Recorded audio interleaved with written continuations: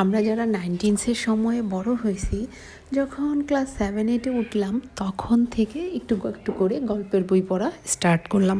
But বরাবরের মতো কখনোই আমার কেন যেন হুমায়ুন আহমেদের বই ভালো লাগে নাই।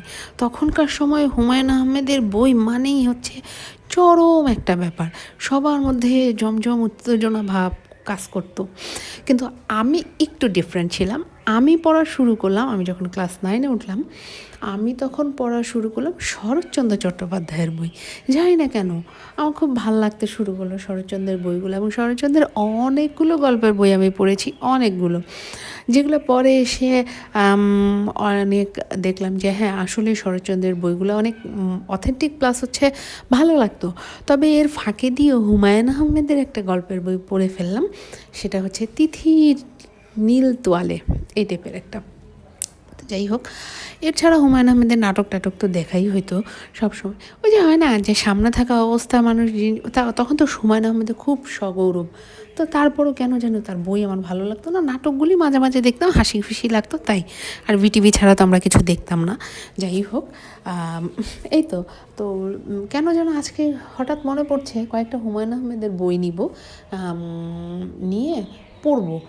কিছু কিছু বই ভালো লাগে পড়তে, কেন যেন এই বয়সে এসে এখন ইচ্ছে করছে কিছু হুমায়ুন আহমেদের বই পড়ি।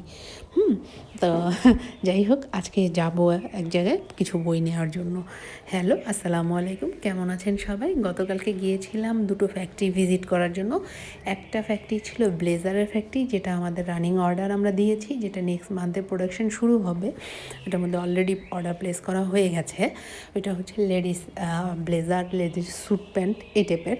আর দেন হচ্ছে আরেকটা প্যান্টের ফ্যাক্টরি, যেখানে যেটা ভিজিট করতে গেলাম বেসিক্যালি, যে দেখে পছন্দ হলে ওখানে একটা ছোট অর্ডার প্লেস করবো। বাট আনফর্চুনেটলি ফ্যাক্টরিটা ছোট হলেও ফ্যাক্টরির আসলে কার্যক্রমটা খুব একটা যে পছন্দ মতো হয়েছে সেটা না। তাদের কোয়ালিটি, তাদের প্রোডাকশান, তাদের প্রসিডিউর কোনোটাই কেন যেন মনঃপ্রত হইল না, কোনো কিছুই ভালো লাগলো না। তো দূরে, এর মধ্যে আরও একটা কথা হচ্ছে সেই অনেক দূরে শালনা, ঢাকা থেকে শালনা যাওয়া আসা অনেক কিছু ক্যারি করতে হবে। দ্যাটস ওয়াই করলাম কি, যে আসলে মোটামুটি মাথায় একটা ধ্যান ধারণা রাখলাম যে আজকে আবার কয়েকটা ফ্যাক্টরি আসবে, যদি এগুলো ভালো হয়, পছন্দ মতো মিলে যায়, নেক্সট উইকে এগুলো একটু ভিজিট করে নিয়ে এগুলোতে অর্ডারগুলো প্লেস করে ফেলবো। কারণ কি, সবাই জানেন যে আমি ছোটোখাটো একটা জব করি এবং অর্ডার প্লেসমেন্টটা আমিই করি আমার অফিসের। তো এর মধ্যে একটা ফ্যাক্টরি পড়ে গেছে খারাপ, যেখানে অর্ডার প্লেস করার পরে তারা এলসি ওপেন করতে পারছে না হেমায়েতপুরে। তো যাই হোক, মানুষকে তো বিশ্বাস করে কাজ দিই আমরা, কিন্তু দেখা গেছে যে মানুষ সেই বিশ্বাসের মর্যাদাটা সগৌরবে রাখতে পারে না।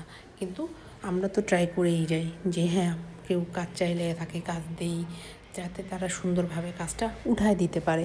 কিন্তু তাদের ব্যাংকেও গিয়েছি, তাদের লিমিটজনিত প্রবলেম থাকার কারণে